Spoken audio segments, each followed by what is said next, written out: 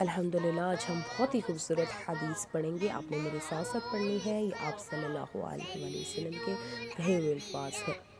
حدثنا عبدان قال أخبرنا عبد الله قال أخبرنا يونس عن الزهري وحدثنا بشر بن محمد قال أخبرنا عبد الله قال أخبرنا يونس ومعمر عن الزهري نحو قال أخبرني عبيد الله بن عبد الله عن ابن عباس قال كان رسول الله صلى الله عليه وسلم أجود الناس وقال أجود ما يكون في رمضان حين يلقاه جبريل وكان يلقاه في كل ليلة من رمضان فيدارسه القرآن فلرسول الله صلى الله عليه وسلم أجود بالخير من الريح المرسلة.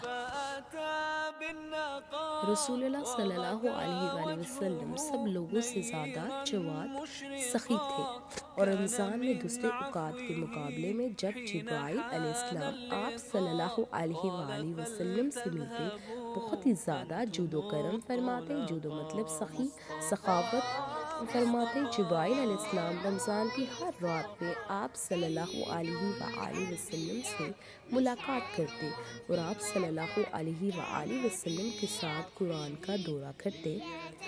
ورث نبی کریم صلی اللہ علیہ وآلہ وسلم لوگوں کو بھلائی پہنچانے میں بارش لانے والی ہوا سے بھی زیادہ جود و کرم فرمایا کرتے تھے.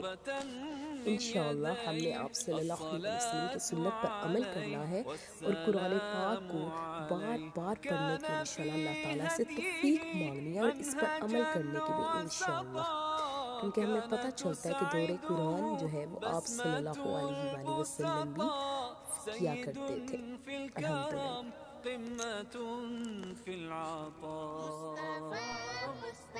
صحیح بخاری 6 کتاب وحی کے بیان میں.